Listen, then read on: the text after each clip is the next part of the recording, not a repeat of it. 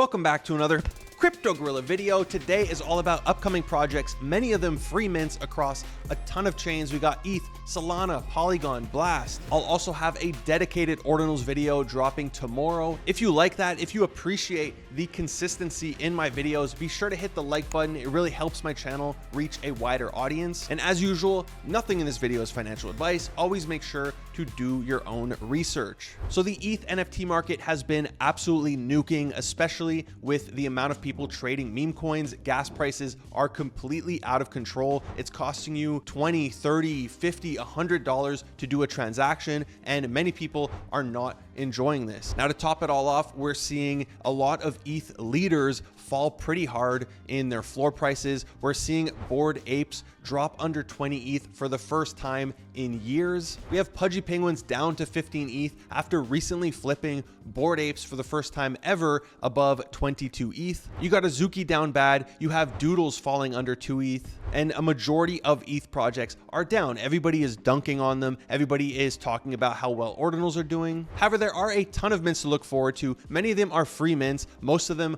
are in gaming. So let's first take a look at some upcoming ETH NFTs. First on my list, we have one that I've spoken about in the past. It is called Blade of God X. However, their game test is starting today and it will last roughly 4 weeks. And this is the main way they're going to be giving away their whitelist to people who are playing their game. So if you enjoy playing games, I would definitely give this a try. You are going to need an access code, so it is limiting how many people can get access to the whitelist opportunity. However, there's a ton of communities that are giving away these codes. We are raffling some off in my community, Gorilla Labs, and they recently opened up their Discord where they're also giving away access codes to their community. So overall, I'm really bullish on this project. It is backed by a real studio that has produced over 70 games. They've made 9 figures in revenue. This is the 3rd game in the Blade of God franchise, and their NFT is going to be a low supply. It's going to be a free mint, and it's playing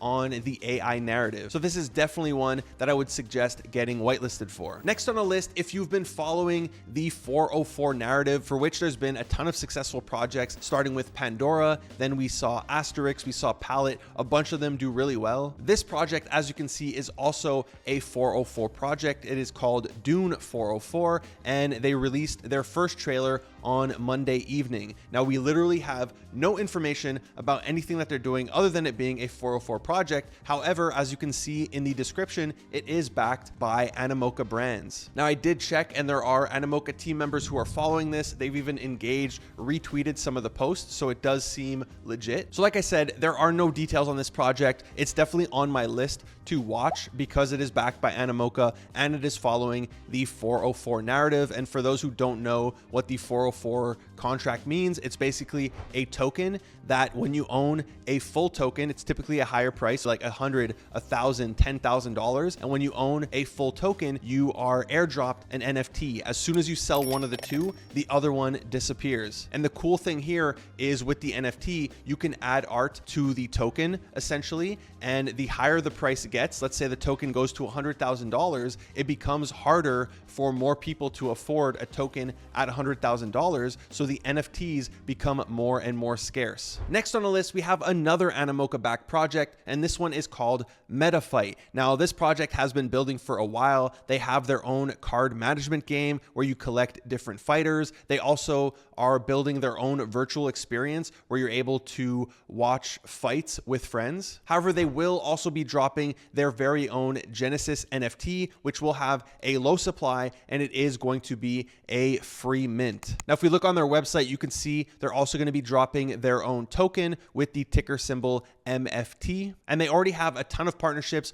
with fighters and different fighting organizations. They are working on some pretty big stuff in the background. I'm not allowed to mention it in this video. However, I did speak with some of the team members, and once they announce what they're working on, I do think that people are going to like it and want to be on board. So this is definitely one that's on my watch list, especially since it's a low supply free mint. And like I said, it is backed by Animoca Brands along with a ton of other partners. So I'll be sure to return to this one in the future once more information becomes public. As for the other ETH projects on my list, there's a ton that I've already spoken about in the past, so I won't do a deep dive in this video, but we do have a lot of newcomers who are watching this video. Welcome to the channel. So I will quickly go over the ones that I'm still bullish on, even though everybody's dunking on ETH NFTs. So I'm still bullish on Cart Party Gen 2, on L3E7, their next mint that is going to be coming up soon. I assume when they're done with the marketing for Cart Party, they're going to move on to L3E7 since it's the same marketing team. Castile is going to be opening their Discord in the near future, so I would definitely recommend turning on Twitter notifications for them because this is a very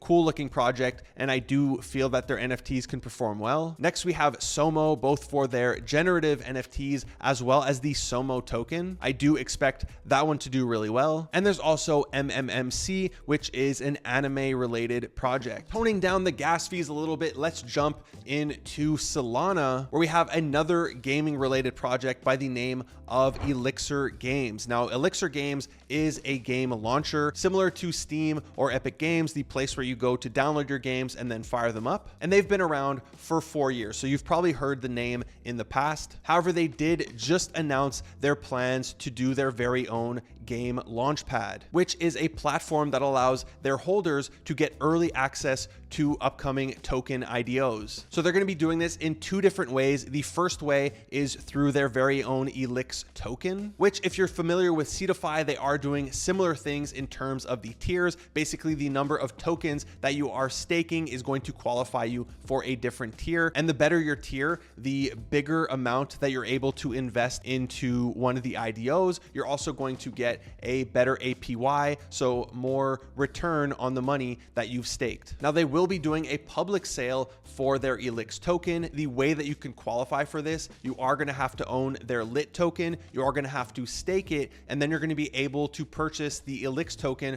1-to-1. So if you have 25,000 lit tokens, that's going to qualify you to purchase 25,000 Elix tokens. Now, please do keep in mind that you are going to have to do KYC for this. So I assume the typical ICO countries are going to be banned. So if you live in America, sorry, not sorry, don't be mad at this project, be mad at your own government. Now, the second activation that they are going to have is going to be for their very own NFT. It is going to be a free mint. And just like their token, this is also going to give you access to the IDO. So this is a unique spin on getting access to upcoming token launches. And the way it works is there's only 999 of these empty Flask NFTs, and everybody who owns a Flask is going to automatically get one consumable of various rarities, which are also NFTs. So the consumable can be sold if you don't want to use it or if you want to buy a rarer or a less rare one. And then when you combine your consumable with your Flask, it is going to give you access to one IDO. And based on the rarity, it's going to qualify you for that specific tier. So I really like the spin on entering into the IDOs with an NFT, because here you don't have to go and purchase a token. You don't have to stake it for months and commit to holding it. It kind of lets you dip your toes in the water of investing without having to fully commit to being part of this launchpad. And you can do this multiple times. The Flask never disappears. You're just going to need to purchase an additional consumable, and then you could participate in another IDO of your choosing. So this one is happening in the near future. It's going to be happening in March, both for their own token as well as the NFT mint. So I'm going to link down below both the Galaxy Quest as well as a pre-mint link where you could try to get yourself whitelist. Next up, let's jump into the world of Polygon. And here we have another free mint, and that is going to be the Do Origin Pass, which is the Genesis Pass for the Do Marketplace. Now, if you've been trading Polygon NFTs, you've probably heard of Do, as it is a dedicated Polygon marketplace. They're also going to be having their own token airdrop in the future for people who are accumulating points. And the way to get points is essentially by trading on the Do Marketplace. However, if you're already trading, you're also getting closer to being Do listed for their NFT. The way it works is you need to collect 9 different fragments, and once you have collected the 9 fragments, you are guaranteed a mint for their Origin Pass. Now, there are different ways to earn fragments. One of them is by referring others, for which I will put my referral link in the description down below. It is CG element.do. And every time somebody uses my link, I get a fragment, but then from then on, whenever they invite somebody, I also get a fragment. So it's kind of a multi-level marketing system going on, but they also have some quests using Sesame Labs. And like I said, you can earn fragments through trading, because for every 1,000 to 2,000 do points you earn for trading, you earn yourself an additional fragments, max 5 per day. Now there is another Polygon project that I'm bullish on. It's a free mint. However, it's minting literally tomorrow. It's actually launching through the Do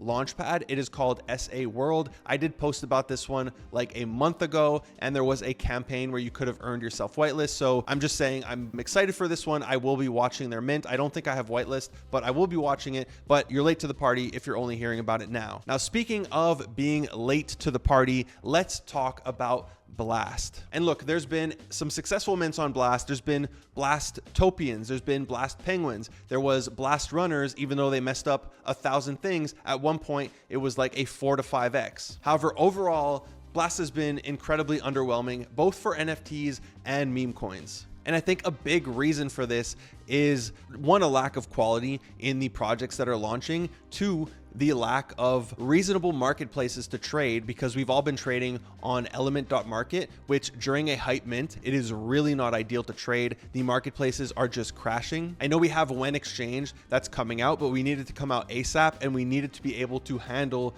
the traffic. However, I can't help but feel that if Blur just came out and said, hey, BLAST NFTs are tradable on our platform that you already love and is great for traders, and they introduced incentives for their season 3 airdrop, a lot of these NFTs would have performed much better than they have. So it's really unfortunate. It looks like Blur is only going to have BLAST NFTs sometime in April. It might be the end of April. We have no idea, but it has been really underwhelming. So there are some projects that I'm looking at, projects that I went out and got whitelist for my community for. But like I said, overall, BLAST has been quite disappointing. So just looking at some of the upcoming projects that I went to get whitelist for, the first one is BLAST Hoods. And a lot of people are talking about this one. It is getting a lot of attention. I think people like the vibes. I think they also like the art style, that it's different from everything else that we're seeing. But other than the art, there really isn't that much to talk about. I don't know what they're planning. We do have Snap here, the founder, posting, wait till everybody finds out this is more than just a PFP. So I'm excited to find out what he has in mind. I think they're doing some great